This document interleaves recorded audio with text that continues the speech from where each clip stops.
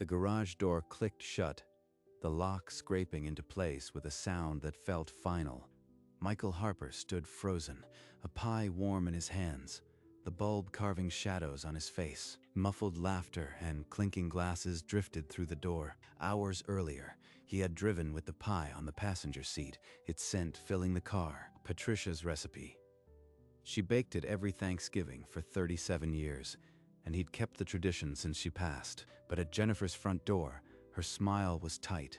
She looked past him, her grip on the door white. Now, the pie sat on a dusty bench, and Michael was locked in the garage while the party laughed inside. He pressed his hand to the door. A joke landed. Laughter burst. A tear slipped down his cheek, but he didn't wipe it away. He just stood, listening. Patricia, what do I do now? That morning, Michael had stood in his own kitchen, rolling dough with Patricia's old rolling pin. Jennifer opened the front door, and her welcoming smile tightened the moment she saw him. Dad, you're early. The guests haven't arrived yet. Her gaze swept over his plaid shirt and faded jeans, and something dismissive crossed her face. Listen, why don't you wait in the garage just until dinner starts?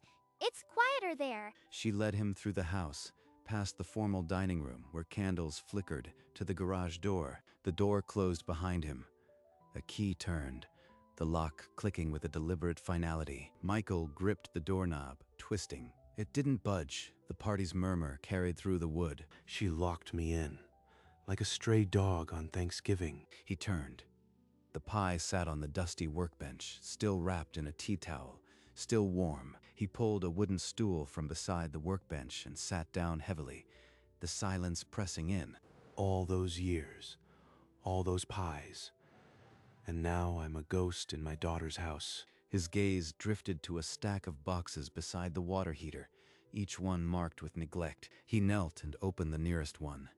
Jennifer's old stuff, written in Patricia's graceful cursive. On top lay a crayon drawing, a crooked house, 3 stick figures, and a dog they never had. Beneath it, a small Christmas ornament, a ceramic bell Patricia had painted the year they were married. She would have cried seeing me locked in here. Cried, then thrown the whole pie at Jennifer. Another wave of laughter from the dining room, high and artificial. Jennifer's voice. More wine, anyone? More wine. While her father sits in the dark with his mother's pie going cold. He started to close the box, but another caught his eye. A box labeled Estate Papers in Patricia's handwriting, half hidden behind the furnace. Michael dragged the box into the light. The label was faded but familiar. Patricia's handwriting, as if she had saved these papers for him. Inside, a manila folder, thick with documents. He opened it, thumbing past old tax returns and insurance forms. Then a page made his hand stop. A quitclaim deed dated 3 weeks ago. His name printed beneath a shaky signature. He knew his own hand, steady, deliberate. This was forced, jagged, wrong. That's not my signature. That's not me. What is this? He flipped to the next page. Transfer of ownership, the Harper house, the home Patricia loved, being signed away to Jennifer. She's trying to take the house. My daughter is trying to steal the house. His hands trembled, the folder slipping, pages scattering on the dusty concrete. He gathered them, repacking the folder, his breath shallow. The laughter from the dinner party now sounded like a threat. He stood, holding the folder against his chest. The garage felt smaller, colder. He needed to understand how far this went. He sat back on the stool, spreading the folder's remaining pages. Bank statements, highlighted withdrawals, dates he didn't recognize. Patricia used to walk through the house, touching the walls. This is our forever, she'd say. His hand found the old flip phone in his pocket. Patricia had bought it for him and made him practice. He dialed Paul Davidson's number, his estate lawyer for 15 years. The call connected after 3 rings. Michael, it's Thanksgiving. You are not calling to wish me happy holidays, are you? Paul, I'm locked in my daughter's garage. She's forged a quitclaim deed. The house. She's trying to take the house. A quitclaim. You're sure it's forged? Are you holding the document now? I'm holding it. The signature isn't mine. There are bank withdrawals I've never seen. She's been planning this. Michael, listen to me. Don't let her know you found it. We need to handle this carefully. All right, Michael, stay calm. I need to hear every detail. Start from the beginning. She locked me in the garage, Paul. Then I found the folder. A quitclaim deed with my name forged. Bank statements I never authorized. He described the jagged signature, the transfer forms, the highlighted withdrawals Patricia would have never allowed. I have the original title in my safe. I am coming over right now. There are 10 guests in the dining room. Dinner's halfway through. You can't just walk in. I'll handle it quietly. Wait for my signal. Don't let her see. You are out of that garage. A door thudded on Paul's end. A car key jingled. He was already moving. 15 minutes. I'll knock from the front room. Then we'll show them the documents. The call dropped. Michael stared at the blank phone screen, the blue light flickering off. This pie, still warm, is the only truth left in this house tonight. He tucked the folder against his chest and sat on the stool. The laughter from the dining room now a countdown. A spoon tapped a glass in the dining room. The murmur settled, and Michael moved to the door, pressing his ear to the wood. My father sends his regrets. He's resting upstairs.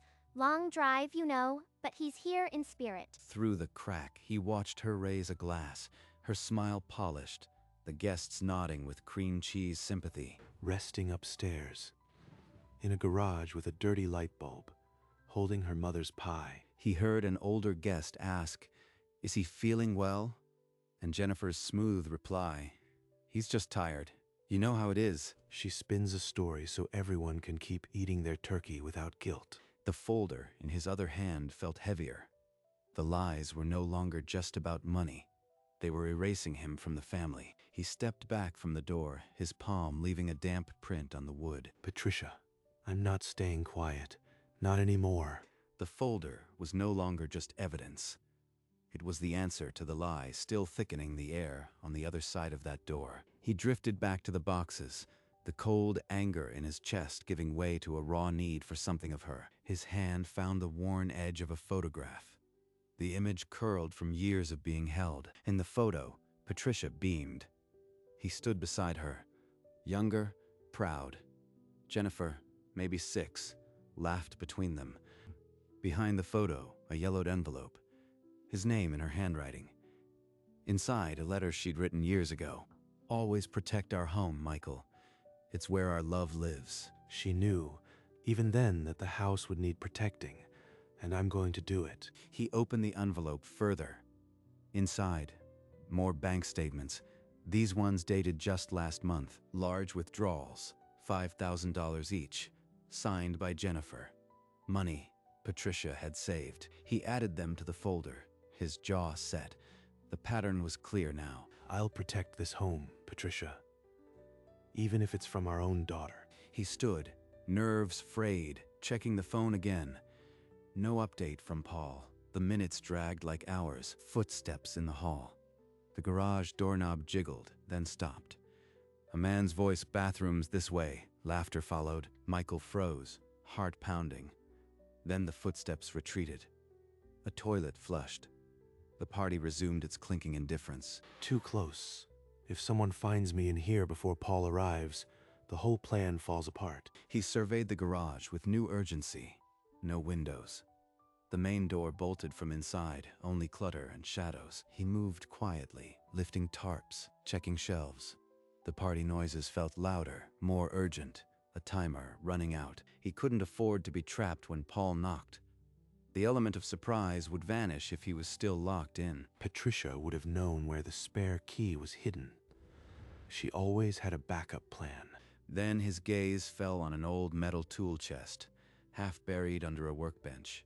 A drawer was slightly open. Dust coated its surface.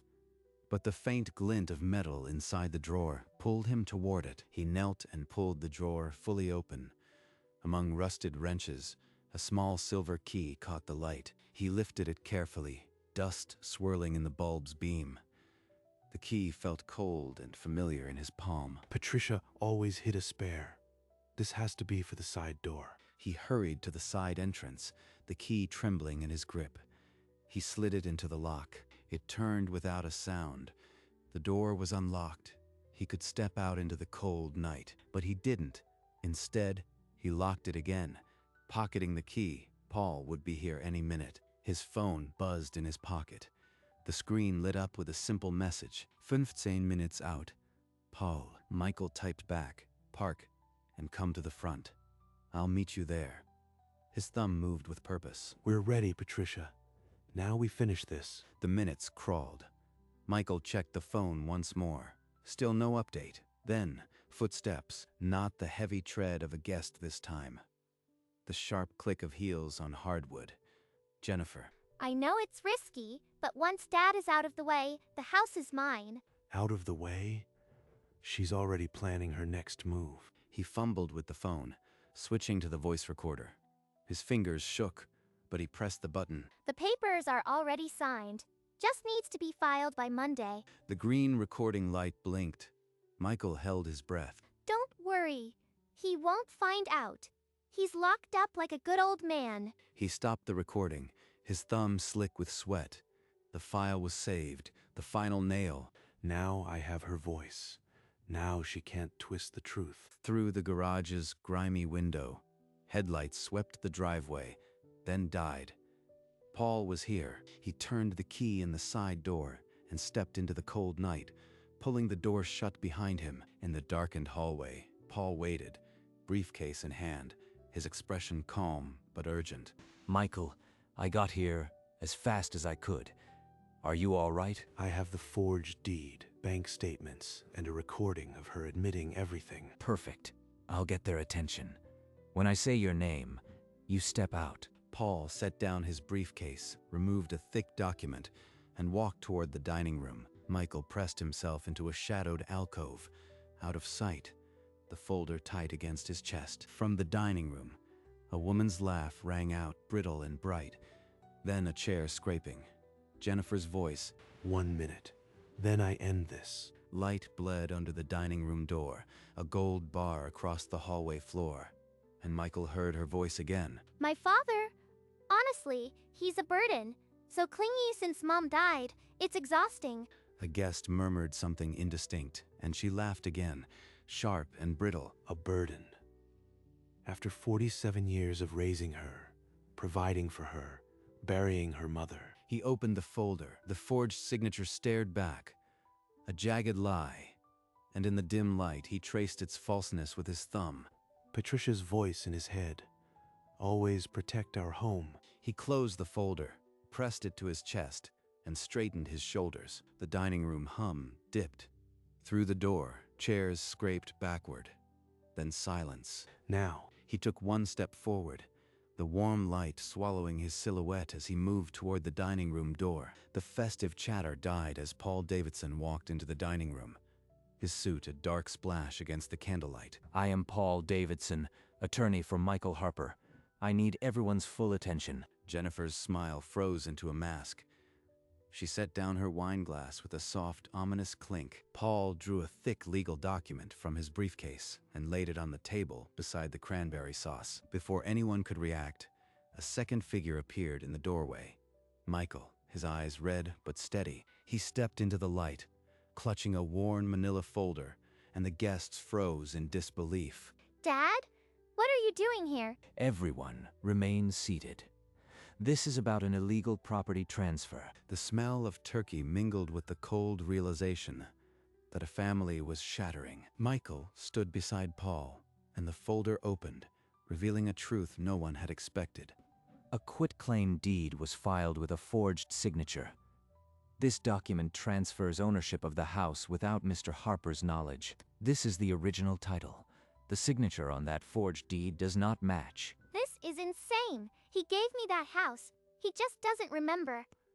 Paul extended a hand toward the doorway, and Michael stepped from the shadows into the candlelight. The folder in Michael's hands fell open, revealing the forged quitclaim deed with the shaky signature. Guests gasped.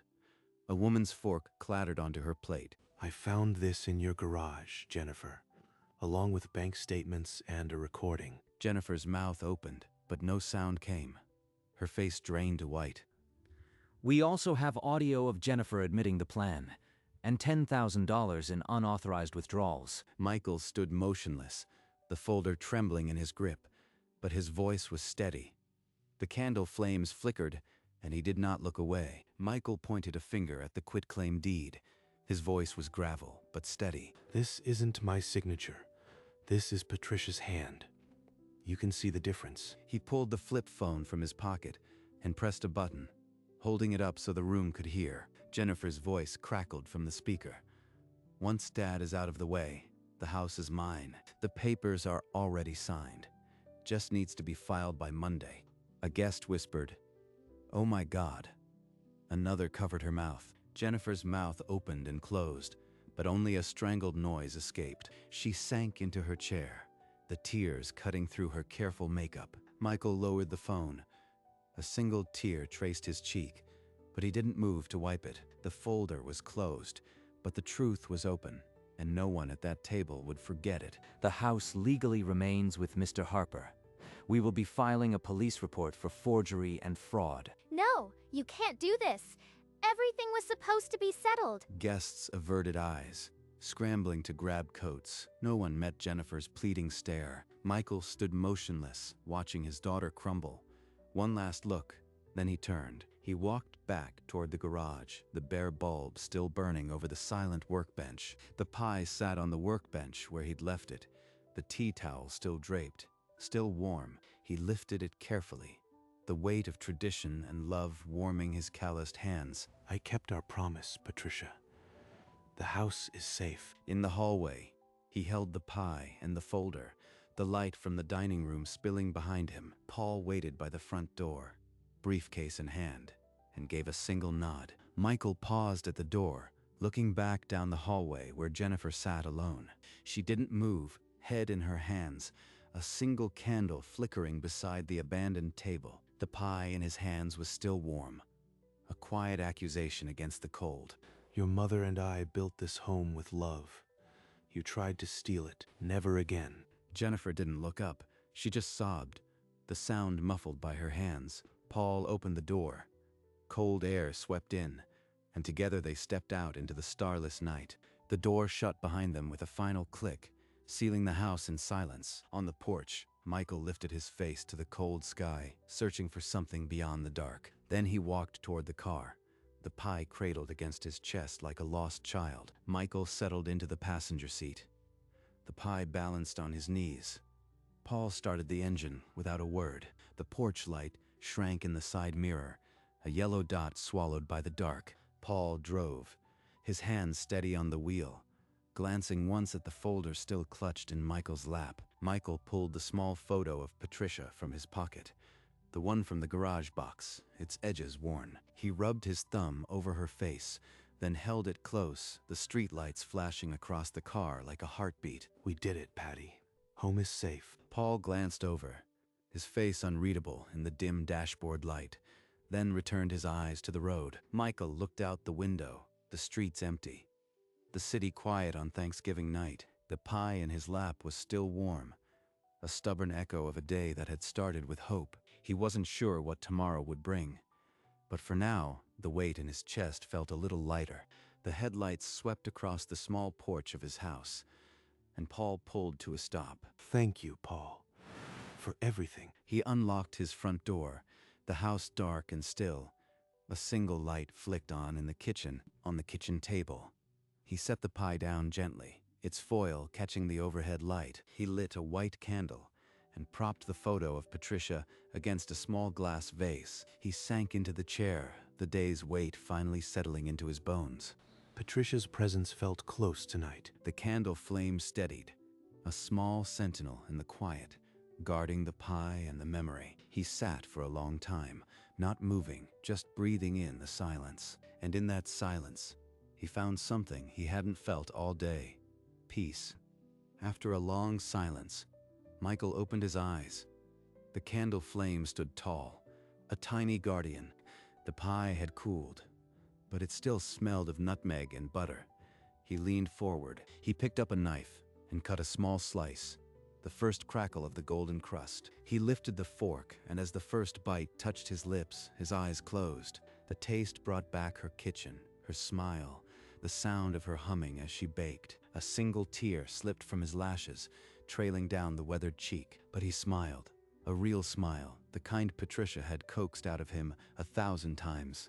The candle flickered, then steadied, as if she was right there with him. He took another bite, then another, until the plate was clean. The pie had been shared, after all, with memory, with love, with the woman who would always be his home. Michael's eyes reflected the candle flame, deep and still, as if holding 1,000 memories. The camera pulled back slowly, revealing his hands resting on the worn tablecloth. The pie dish was empty, the fork laid aside, the photograph of Patricia smiling in the soft glow. He closed his eyes, and the lines on his face softened into a quiet, earned rest. The candle flame wavered, casting dancing shadows across the kitchen wall. You are my home, Patricia, always. The flame burned low, its light a fragile circle around the table. For a long moment, the image held. Man, memory, and meal in perfect stillness. Then the candle flickered once, a final pulse of light, and steadied. The screen faded to black, leaving only the after-image of a man who had found peace on Thanksgiving night.